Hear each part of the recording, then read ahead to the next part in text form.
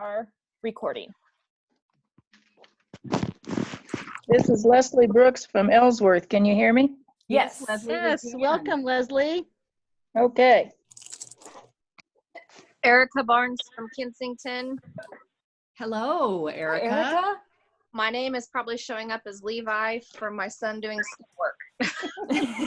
Wonderful, thank you. I don't know how to change my name, sorry. That's okay.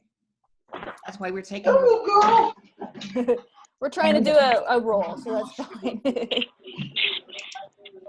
Emily Blank from Kensington. Emily, where did you say you were from? Kensington, Erica's our librarian. Oh, okay. Back and I couldn't find it. This is Marty Wells from Glasgow. Welcome, Marty. So what's the matter with Mr. Jeff? Laura Jansonius from I'm liking it. Laura, welcome. This is Cheryl Moss from Lebanon. Welcome, Cheryl. Hi. This is Nancy Meal from Minneapolis. Welcome, Nancy. This is Carolyn Curzon from Republic. Welcome, Carol. Hi, I Carolyn. know who wants to go outside. Yeah. This is Anna Morgan from Mankato City Library. Hello, welcome. This is Karen Ray from Mankato City Library. You see me and I'll let you out. Good. Welcome. In about 3 more minutes, If I stand here long enough, somebody will. won't they? I'm going to put you all on mute and I'm going to go ahead and get started Here. because I know this is your wild Friday night and you've got big, big plans and I don't want to keep you from them. Right.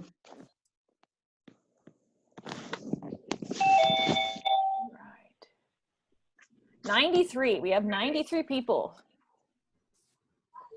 Ashley Teen from Prairie View.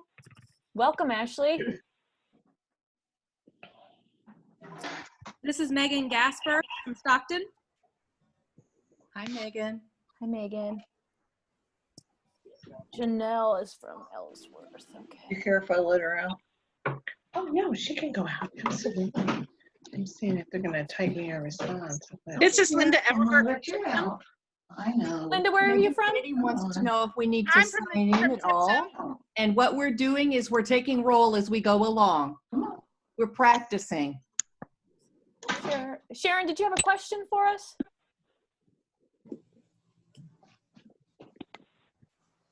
If you know how to type in chat, you can certainly type in your name and your library. And if you can't do that, then Linda that's Everhart, is that the Linda that used to live in Lincoln?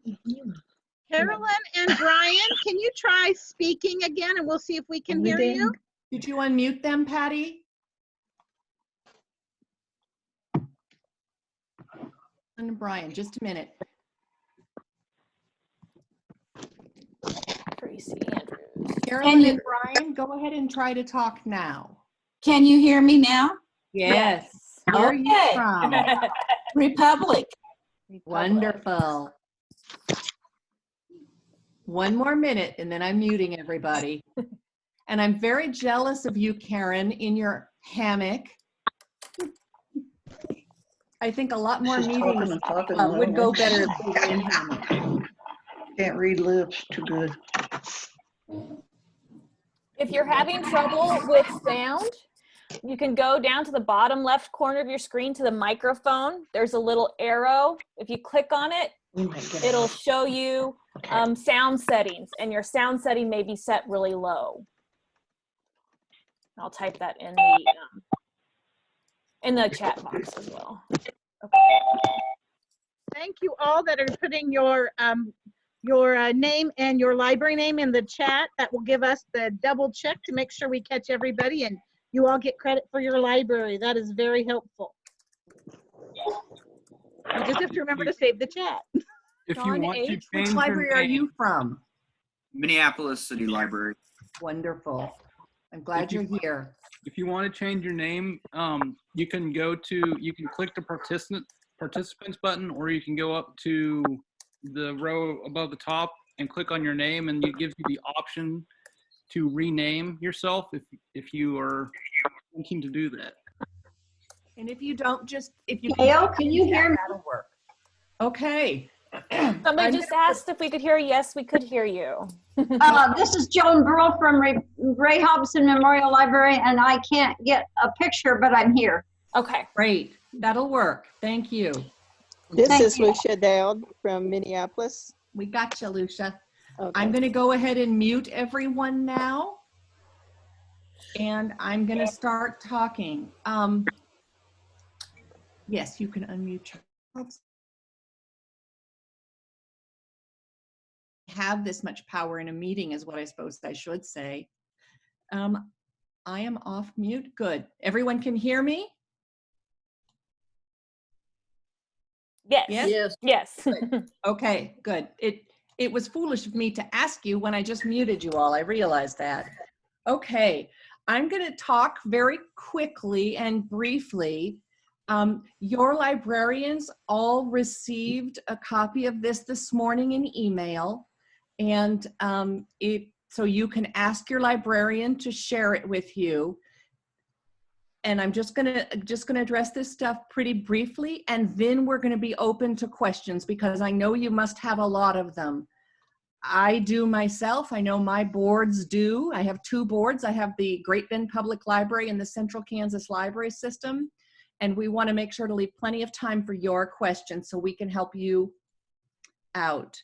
Okay, the email that I sent out in this document I'm calling Phased Reopening Guidelines and Resources. CKLS, through this whole time at the stay-at-home, has been having meetings every week with our librarians. We've recorded them, and those are on our YouTube channel. Excuse me, I'm having a funky throat tonight. I apologize in advance. You can go and watch those meetings where we talk about what reopening might look like. We also link to a lot of documents to give you resources as board members to help you make the best decisions for your community and your library. It's important that you remember at this time that CKLS is not the boss of you. We do not want to be the boss of you, and we are not the library police. Our role, as always, is to give you information, to educate you, and to guide you. We can offer resources and we can offer opinions, but we are not the boss of you. Okay, so as we all know, yesterday Governor Kelly released the Ad Astra, a plan to reopen Kansas.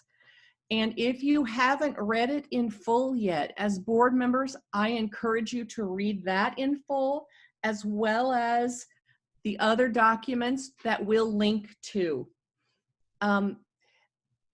Sometimes you'll find that they contradict each other, but once you've read them all, you're gonna see a theme that makes certain things very clear to you.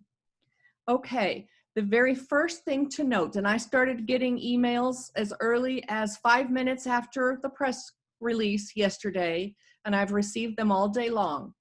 Phase 1 does not say that you must open the library. It says that you may open the library. And in the reopening plan Ad Astra, it states that those organizations and businesses opening in Phase 1 need to adhere to the Kansas Department of Health and Environment, KDHE, guidelines for fundamental cleaning and public health.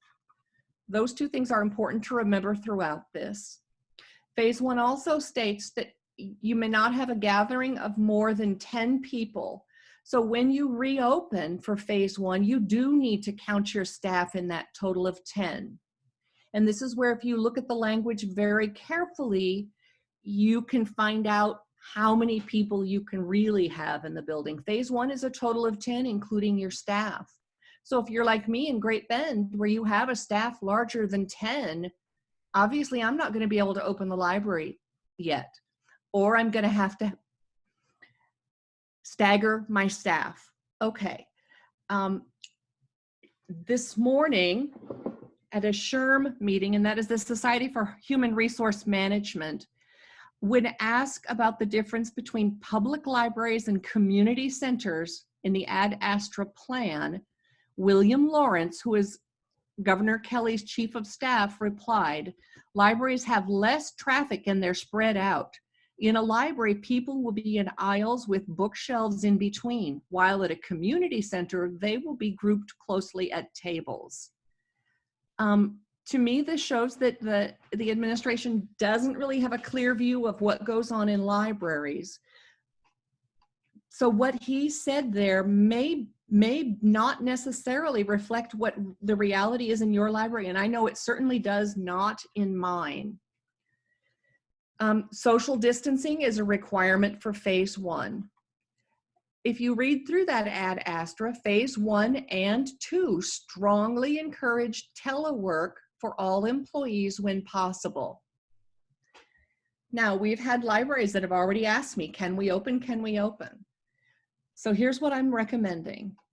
If you get the go-ahead from your county health officer, call them and ask them, and you're able to meet the fundamental cleaning and public health requirements set in place by the KDHE, social distancing, and keep the total number of people to 10 or less, you may certainly go ahead and reopen the library.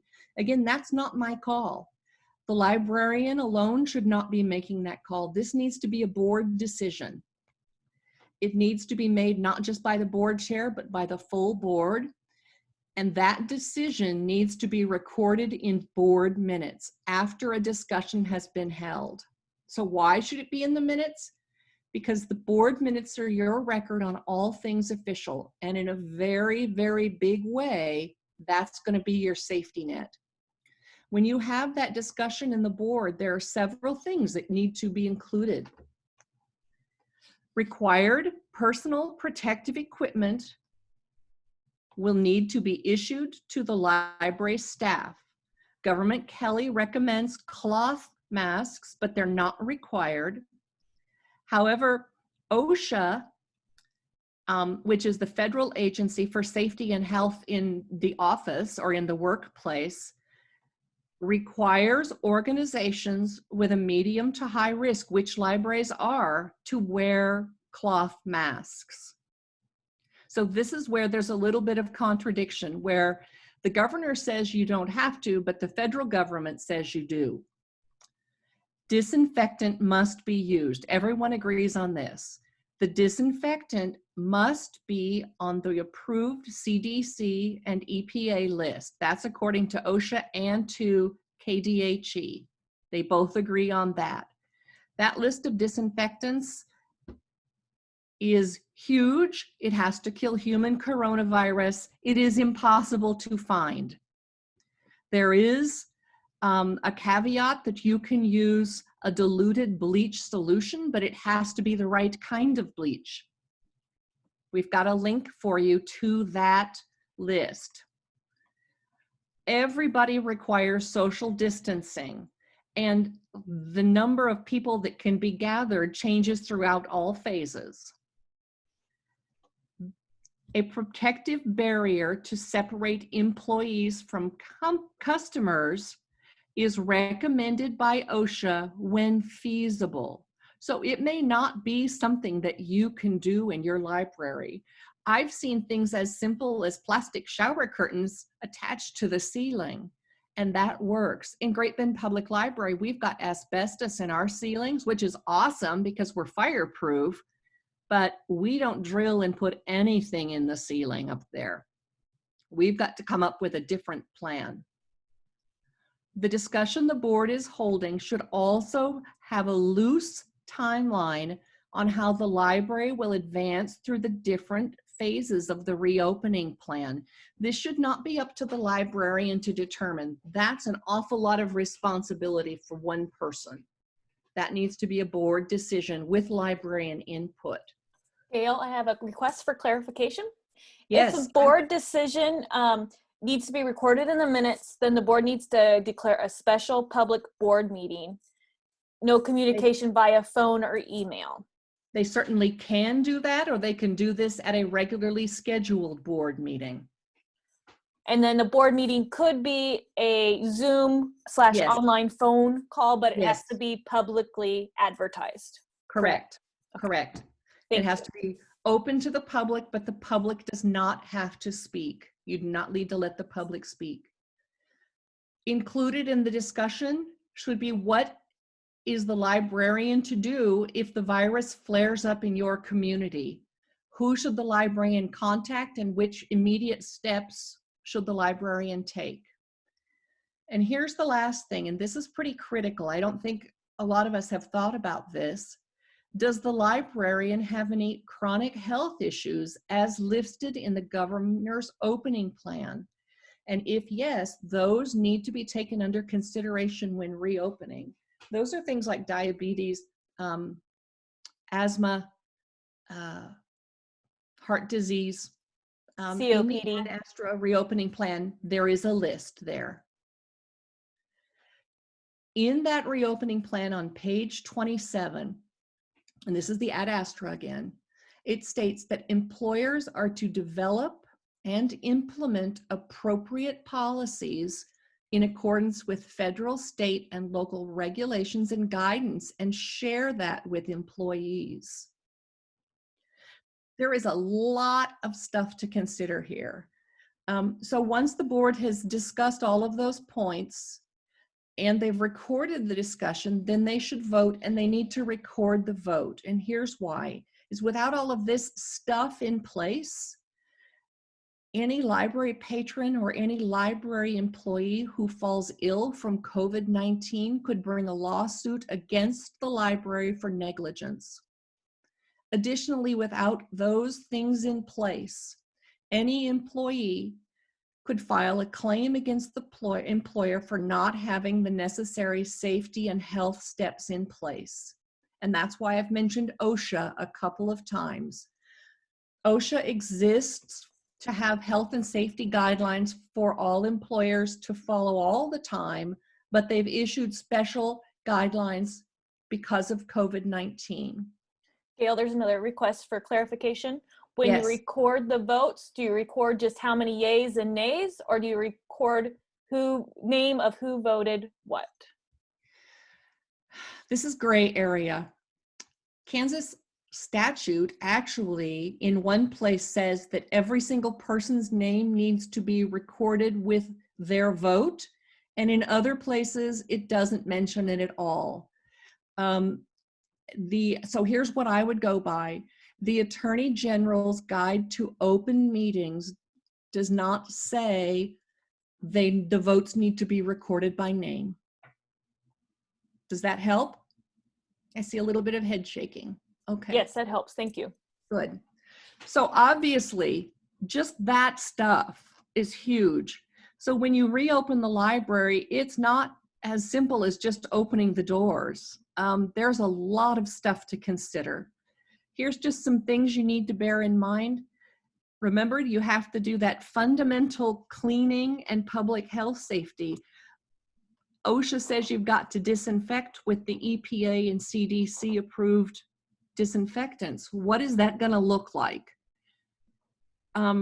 Monday, I was visiting with a librarian who was very worried about that, because if she had to go along behind and clean up every patron, there would be no time for librarying, if there's such a word.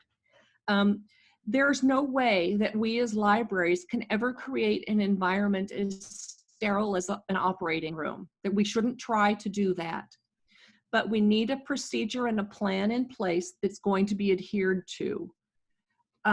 So for me at the Great Bend Public Library, we're blessed enough to have a full-time a housekeeper on staff, but they're not going to follow along behind every patron. Whether the janitor is there or not, every hour on the hour, all of the doorknobs are going to be wiped down in the in and out area. We're also going to wipe down the circulation desk after every patron interaction. Those are the bare minimum things we're going to do, and we have a much bigger list than that.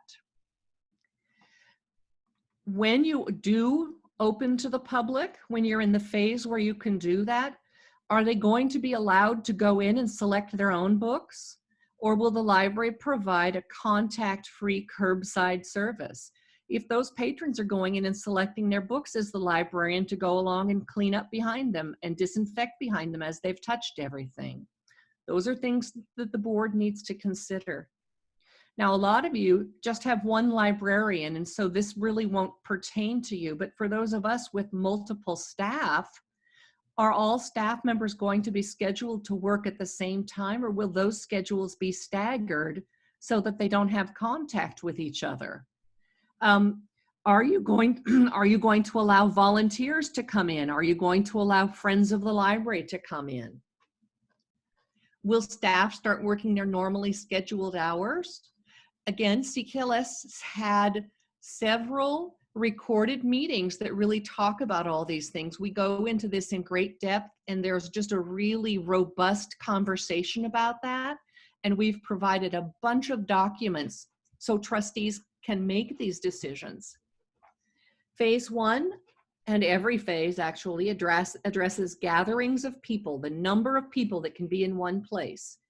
Phase 1 says for on-site operations, avoid large gatherings of employees of 10 or more where social distancing protocols cannot be maintained except for infrequent or incidental moments of closer proximity, and phase in employees on site as possible while maintaining 6 feet of distance between employee workstations. Gail, For I me have at Great several Bend, questions. yes, at Great Bend, we only can allow one person on the elevator. Go ahead with your question. Can we ask patrons to wipe down surfaces after they are done? No. Okay. If we check temperature before entry, would we need to do constant cleaning? You may not legally check patrons and customer temperature upon entry. That violates their civil rights. You can, however, do that with employees. What about employees under the age of 18? Do we need to make special provisions for them? No. Okay. No. In and phase one more, 2. Yeah, sorry, one more. Yes. Will libraries be opening without having all the necessary safety measures, and what is the liability issues with that?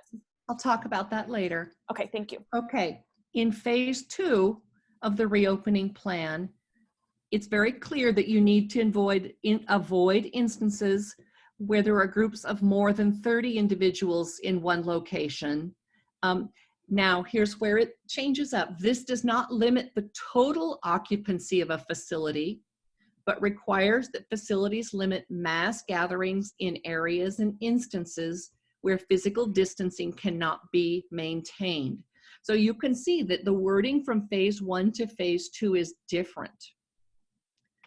And in phase 3, the governor's plan speaks to phase 3, which, if all goes well, should be about July.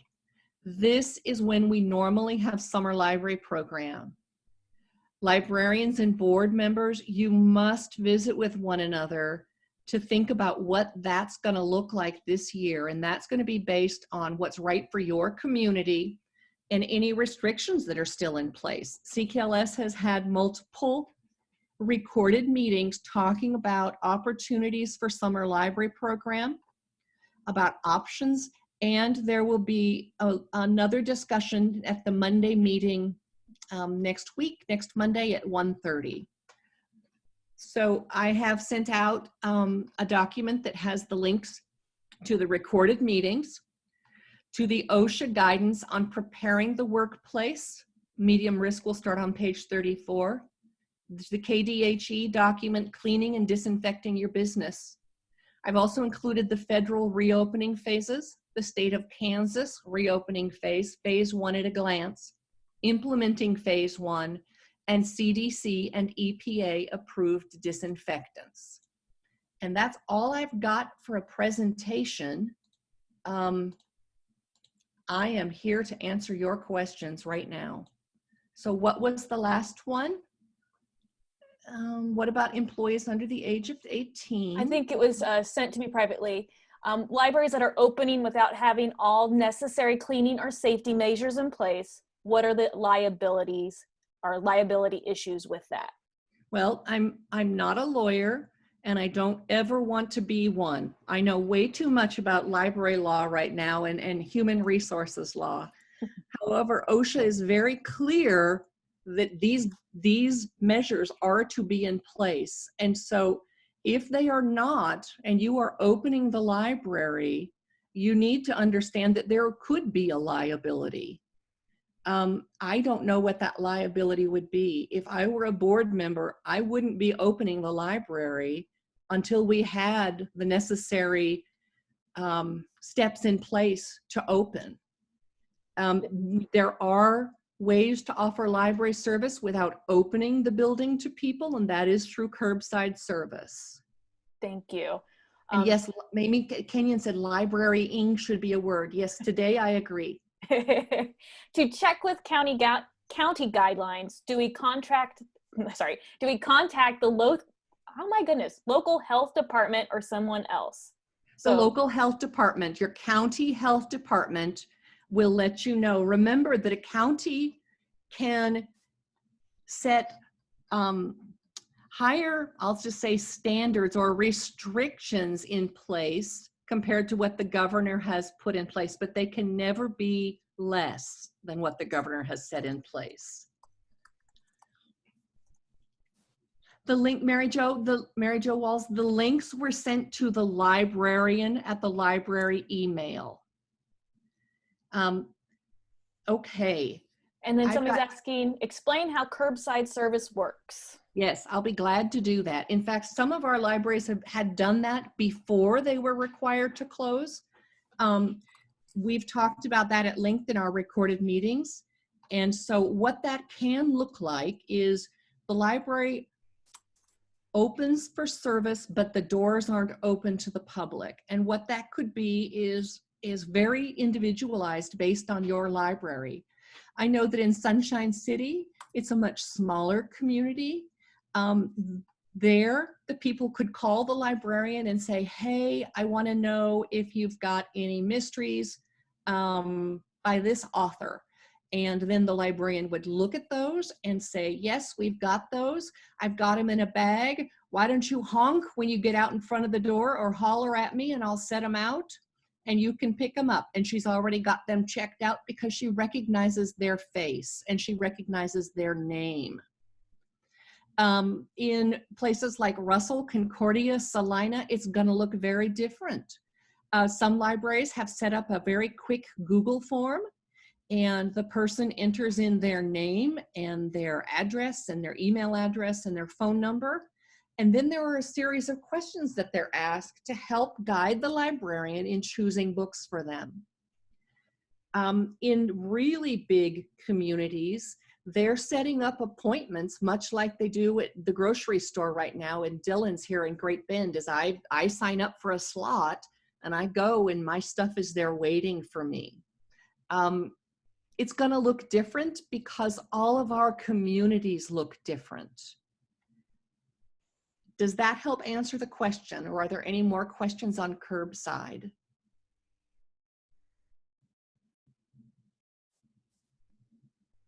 This is Patty. Do I still have to be cleaning those items that are going out curbside or coming in? The items that go out curbside probably don't need to be cleaned, because if you've been following the stay-at-home order, nobody's been in your library for a number of weeks. That means they've passed the quarantine time and the virus is dead on anything that may have been there. You don't need to clean them when they go out, but when they come in, all of those items need to be disinfected again and they need to be quarantined. Whether you know it or not, bed bugs are active in every CKLS county. We have a number of times with our librarians talked about purchasing what's called a bug zapper. It's about the size of 2 suitcases stacked on top of one another. At the Central Kansas Library System, all things that come in from the courier, and at the Great Bend Public Library, everything that comes in from patrons and courier goes into the bug zapper first.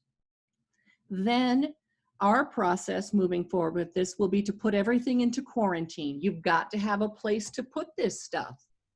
What we're doing is we've got a big meeting room downstairs.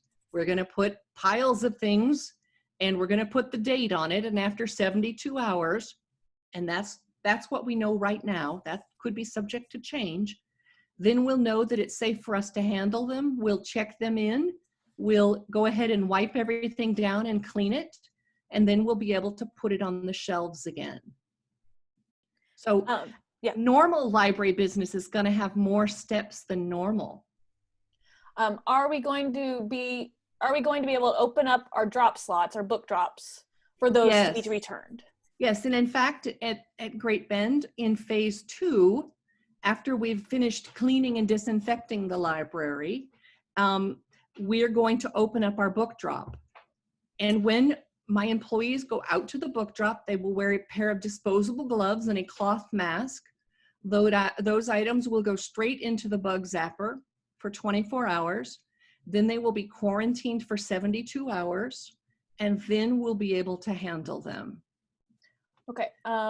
If items are set aside for 7 days before they are recirculated, do they need to be disinfected? And the follow-up question is, what are you wiping it down with after the 72 hours? And can I explain what disinfect looks like for books? Lots of questions. Yes, yes, I can.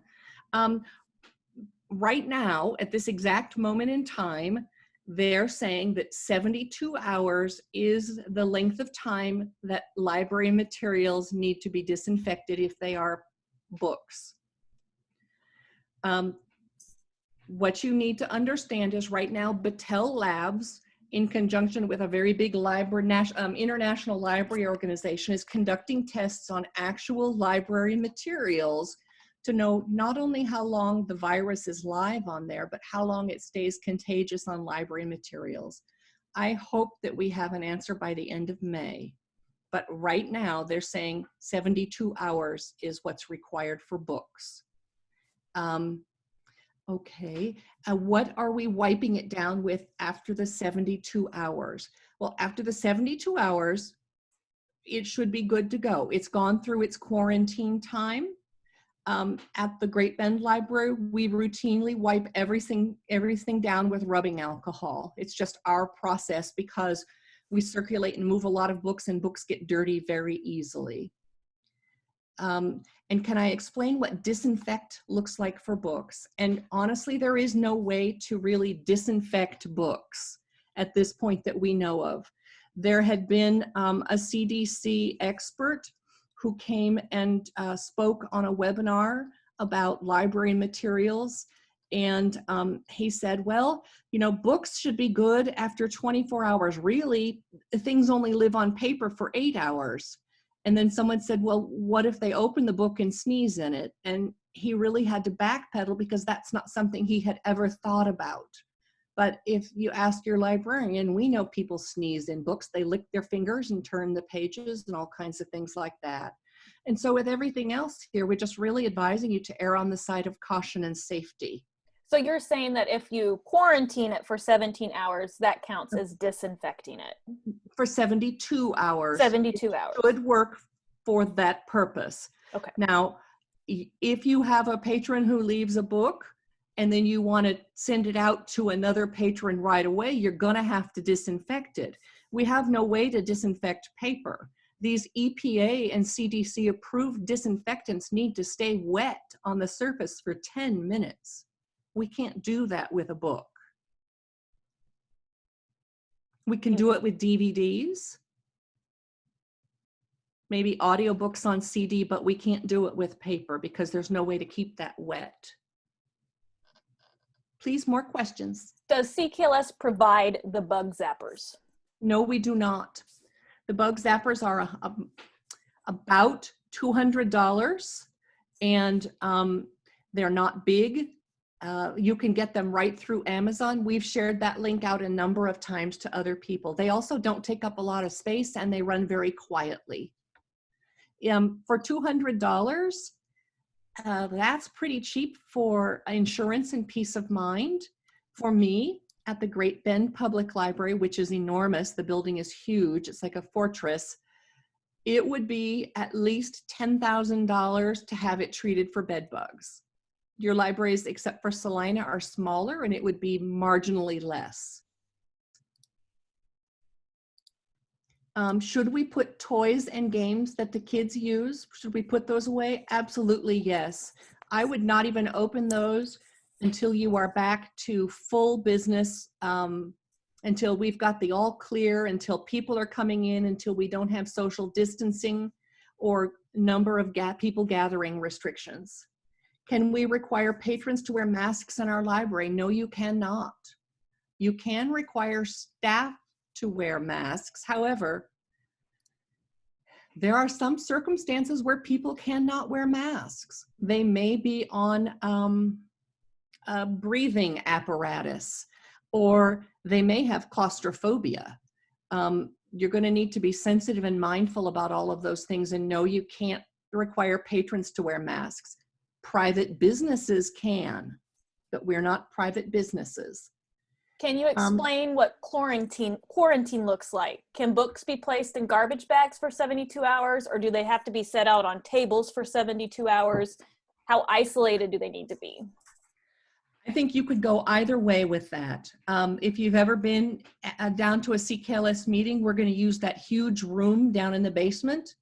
It's about half the size of a gymnasium, I almost think. Yeah. We're going to set books in piles not close to one another. We have that luxury of space. If you do not have that luxury of space, you could put them in a garbage bag and tape something on the outside with the date, 5/1. And that way then you know, put the time as well, you know that in 72 hours, those books are safe to be handled. Amy writes, I would caution sending out DVDs right away without quarantining them.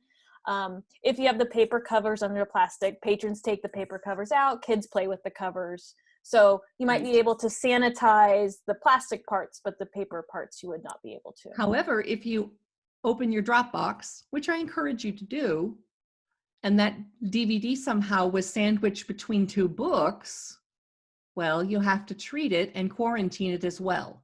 And if it has that paper in it, you need to quarantine it for 72 hours. So 72 hours right now is the best guideline, just to assume everything gets quarantined for 72 hours. Patty Collins says toys include stuffed toys and puppets and things like that. Some libraries are turning chairs upside down if they have a cushion, because those would need to be disinfected if someone sat in them. May we advertise through our news releases that we are asking them to wear masks when they come to the library, but it'd still be a volunteer basis, right? Yes, yes, yes, you can. And you can even put signage up on the door that says, we're doing our best to keep the library safe for you. Can you do your part and wear a mask? Something like that is absolutely appropriate. It's appropriate because we cannot require patrons to wear a mask. That's why we're suggesting you follow that OSHA guideline and have some sort of barrier between the patrons and the library staff. And like I said, that can be a clear plastic shower curtain. It can be plexiglass held up with some 2x4s. So they have asked, which strength of alcohol is better, 70% or 91%? And Andy answered 70% kills better. Yes. Some counties go ahead. One good piece of news I have is that I was able to procure a gallon of liquid hand sanitizer for every library. That is 80% ethanol. We're not going to be able to deliver it on Monday, that's for sure. I've sent out an email earlier to your libraries explaining what the phase reopening will look like for the Central Kansas Library System. And in there, I offer some very loose dates about when we'll be able to do things like deliver that gallon of hand sanitizer. Thank you, Gail. Some counties or cities may require or recommend wearing masks. Keep in mind that local government guidelines may be stricter than the state. And then I'll go beyond that. Your local guidelines may be stricter, but they are not less strict than the state guidelines. So If you don't Yes. hear otherwise, then go by the state guidelines unless your county is stricter. Right, right. So we know that Lincoln, Russell, Ellsworth, Rush, and Pawnee are the 5 counties in CKLS that, as of yesterday when I checked, had no positive cases of COVID-19. One of the things I recommend is that you also look at how many tests there were, and you'll see that could be why there's a low rate or a non-existent rate. People are moving around. People from Ford and Finney County are on the move now that the stay-at-home order has or will expire, and people aren't wearing masks in big cities. What else have you got for me? Can we make an appointment to pick up our supplies at CKLS? Probably not, because we might not be there. For us at CKLS, let me see if I can find that. Hold on just a minute. I'll let you know what our phases are going to look like if I can find it and not get distracted. Okay, here we go. I'll read this to you. If I sound like a broken record, trust me, I feel like I'm one. I keep saying the same things again and again. Okay, CKLS will open in phases just as you will do in your library. Right now, we're not even in phase 1. Right now is when we determine department by department what reopening will look like and how we will handle all the day-to-day of our stuff. I'm just going to summarize this for you. How are we going to disinfect the bathroom after every use when we can't even get our hands on Clorox wipes? Courier service will resume on May 18th. Until that time, I need you to let CK know if your library has reopened and what level of service are you providing.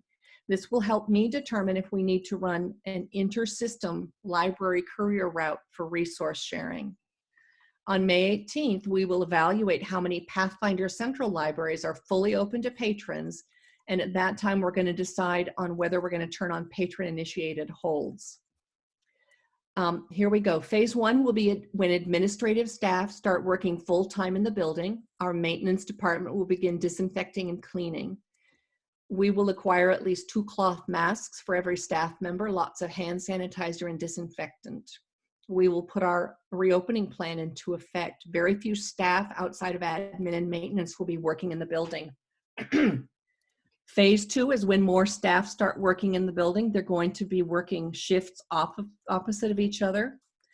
At that point, a gallon of hand sanitizer will be delivered to each library. And if it's available, we will deliver 1 quart of EPA CDC approved disinfectant to each library. I'm going to skip down. So current data shows that gloves are not as effective as frequent hand washing. I had talked very early on about getting gloves for librarians, but I will not provide gloves right now because it goes against what is being recommended. I also said that I was going to try to get a gallon of disinfectant into each library. That was extra hopeful on my part. Unfortunately, I'm not able to do that.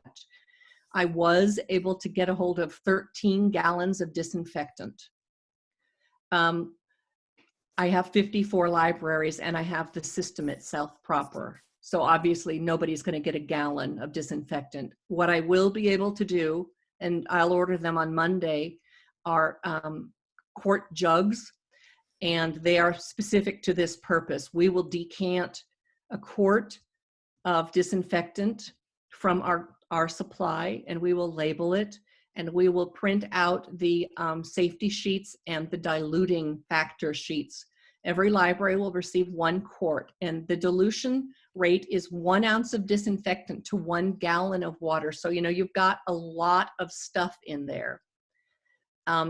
After the disinfectant is all on site, because some of it was on back order, and we've decanted it into the quart jugs, we will make arrangements to deliver 1 quart to each library. Right now, I can't promise when that's going to be. If you can't wait for that disinfectant, you can certainly follow CDC and EPA guidelines and use the properly diluted bleach solution, which they recommend to kill COVID-19. Thank you. So I'm going to do the best I can. I'm going to do my darndest to get this stuff out there to you as soon as possible. but I can't risk the safety of my health, my own health, of course, but especially the safety and health of my staff. And remember, I'm in a shared building, and so I have to take that into account as well. If I have all staff in the building, we're already over 20 people there. Okay. Okay, I have one comment. Keep in mind that even counties that have no cases still need to use the approved disinfectant. One staff member that they're taught has a daughter that is an RN, and she says that there are a lot of false negatives with this testing. Yeah, my brother just went back to work yesterday. He and his wife both tested positive for COVID-19. She was hospitalized and on a respirator. He had no symptoms. He just felt something was weird. People are walking around that don't know they have it. This, right. Do we have a solid date for the courier? Right now, it looks like it's going to be May 18th. I will let libraries know if there's going to be any change to that. I am part of the statewide courier policy committee. We are meeting May 6th, which is next week, and we will talk about this. At that time, I'm thinking that the Courier Policy Committee is also going to set recommendations for best practices on how to handle things that come through the courier. Remember, there are over 350 libraries in Kansas, and when that courier is up and running, you've got things coming from Finney, Ford, Wyandotte, Johnson County, Douglas, Sedgwick. They're all on the courier. They're all mixing up, and they're all filtering down. Does being open for the courier purposes include being closed but doing curbside? Yes, if that's what your library board deems is best for your community, absolutely yes. Is the disinfectant spray provided by CKLS safe for courier bags? If not, could the diluted bleach solution be safe? The disinfectant will be good for everything. You can use it to spray on your furniture. You could certainly use the diluted bleach on your furniture and on the courier bags, but you would cause damage to them because that is bleach. One librarian reported back to me that she had started cleaning with diluted bleach and ruined her clothes, because even when you dilute it and put it into a spray bottle, it mists everywhere. Mm-hmm. Okay. What date does phase 2 start? And I'm thinking, Grace, are you asking phase 2 for the state or phase 2 for CKLS? Your library or for CKLS? The governor will determine when we move into phase 2 for the state. The library board will determine when the library moves into phase 2, with the understanding that they need to follow the governor's recommendations, and CKLS will move into phase 2 when it's safe for us to do so. Okay, thank you. What about meetings or outside groups using the meeting rooms? I would say no, unless you can keep them into the restrictions on the number of people, and they can stay 6 feet away from one another. At the Great Bend Public Library, we're not going to open our meeting rooms until August 1st at the earliest. And that is the most popular service that we offer to our community. That is a very difficult decision to make. That is a harder decision for me to make than closing down half the public computers. Sorry, go ahead. Yes, Caroline Handwork, who is the career policy, the career coordinator, says you can launder the courier bags. I don't know what that does to COVID-19. Okay, what is the recommendation for bathroom use by patrons? Do we open them? Do we make one available, such as we have a men and women's? Do we make them both available? We're a small library, only 2 librarians. If bathrooms are open, do we lock the doors so the librarians can clean the bathrooms? At the Great Bend Public Library, when we are in phase 3, when we first open up to patrons, and that will be a limited number of patrons, the bathrooms will be closed to patrons. They will not be able to use them. We will have signs on the door. We will put it on our Facebook page, and we will put it in the newspaper that for your safety, the bathrooms are staying closed because we can't disinfect them after every use. For library staff during that time, the Bathrooms upstairs will be blocked off and they won't be able to use those. We're blessed in that we have bathrooms downstairs. And they're unisex. So each staff member will need to take personal responsibility. They will go in and use the bathroom, and on their way out, after they've done their hand washing, they will disinfect the surfaces that they have touched. There will be trash cans outside the bathroom door. I'm ordering some, I don't know what they're called, but you put them onto push doors and it lets you push them open with your feet. I'm ordering some of those so that people don't have to touch them doors on their way in. On their way out, they're going to use a wipe or something like that, and they're going to wipe up behind themselves after. This is a comment. I don't know how some staff will cope with curbside service plus interlibrary loan requests and work in shifts to preserve social distancing. Might be that May 18th might be too soon to resume ILL. I agree. And Denise, here's what I'm going to say. When asked point blank, this is what I told another librarian, and I still feel this way. Just because the Courier resumes on May 18th doesn't necessarily mean that every library in Kansas is going to be open and is going to be running interlibrary loan and resource sharing. I have multiple staff members at the Great Bend Public Library, and I don't think we're going to be able to accept interlibrary loan until I've got all staff working all the time and we don't have to disinfect on a regular basis. Some people have been washing their courier bags and they seem to come out okay. And then others are not sure they want to put that in their wash to cross-contaminate with family laundry. Yes. You could also, can you also set the bags aside for the 72-hour quarantine? Yes. Yes, you can. I'm thinking the bags are, most of them are actually not cloth. They're a man-made fabric, and that would fall under the plastics category, and that is 72 hours. Oh, it's called a step and pull, the thing that we put on the door. This is nylon, Andy says, is what the bags are made out of. The step and pull is what you can put on the door so that you can push them open with a foot. Or a clean getaway, Danielle at Palco says. I know we're getting close to 7:30, so. Yes, this is a very heavy meeting and we've given you a lot to think about. My consultants and I are going to stay on for about 15 minutes after the meeting. We will stop the recording. If you have any questions you'd like to ask us, you're certainly welcome to do that. And this is what always happens to me, I always think of questions after I'm out of the meeting. You can send them to us. My email is, will someone put that in chat for me? It is gsanty, S-A-N-T-Y, @ckls.org. And I can answer that, or if I'm getting a lot of questions, I might field it to one of my other consultants, but they've been with me on this journey every step of the way and can answer your questions every bit as well as I can on this stuff.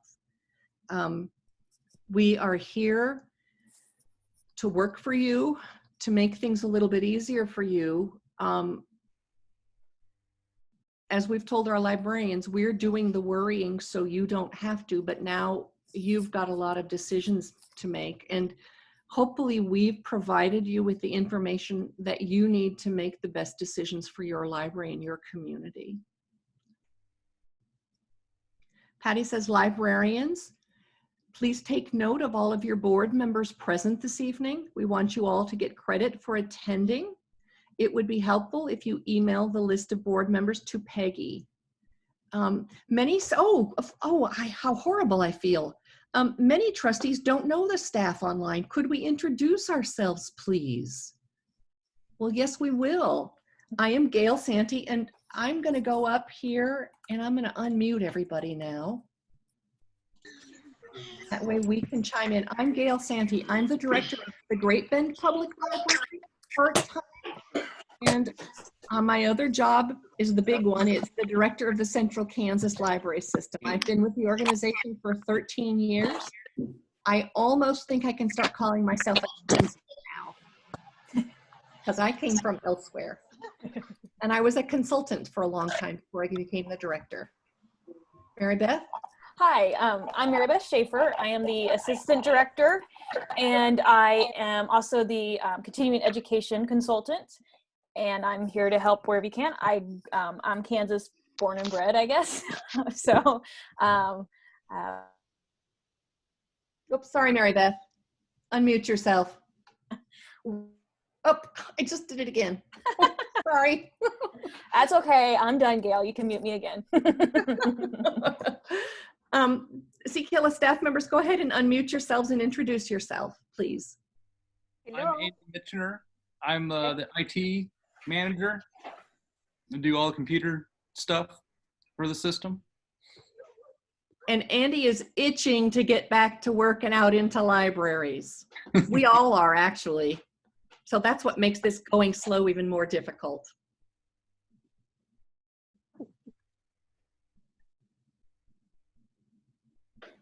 I'm not going to call on you, just go. My name is Iderly Weber. I work for Books by Mail and helping Joy Boy with the rotating, working for CKLS going for 3 years, and between Great Bend and CKLS 5 years.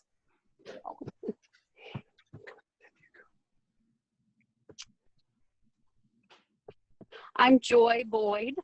I just started with CKLS in August of last year, and I'm the outreach manager, and I work with Iderly Weber and Ron Sanders.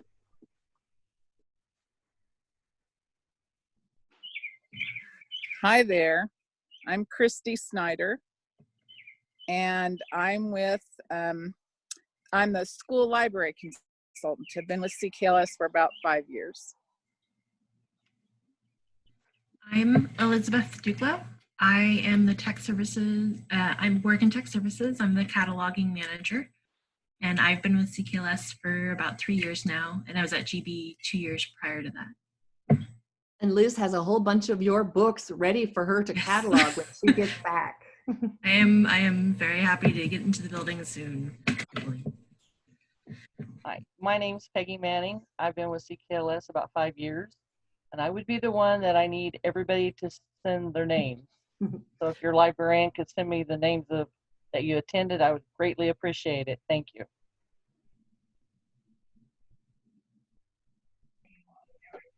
I'm Diane Bott. I'm the youth services assistant. I've been 6 years, 7 years. Yeah.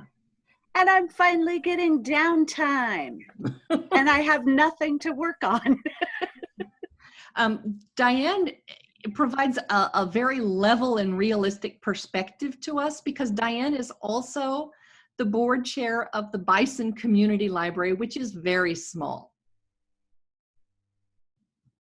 Who else is here? I'm Michael Adamic. I'm the library technology manager, and I just started in January of this year. Michael is who keeps Pathfinder Central running smoothly for us. Who else? We got Christy, Dee, Darren, Diane. Good evening. My name is Patty Collins, and I'm the youth services consultant at CKLS. And I've been in close contact with Mary Beth and Gail for the last 7.5 weeks. So feel free to ask any questions to any of the three of us, and we will we'll bump the questions that we don't know the answer to back up to Gail. Yep. Yep. I am blessed with an amazing staff, as are all of you trustees. And it is my absolute privilege to be their fearless leader. And it's just the greatest joy in my life. I think we've introduced all the staff. I want to thank you all for being here. I know that it's a busy Friday night. I want to thank you for taking time for us. And I really want to thank you for caring about your library and caring about your community. Again, if you have any questions, just go ahead and just shoot them our way, and we will address them for you. Okay, bye everybody. If you need to get out of the meeting, if you don't know how, if you hover your mouse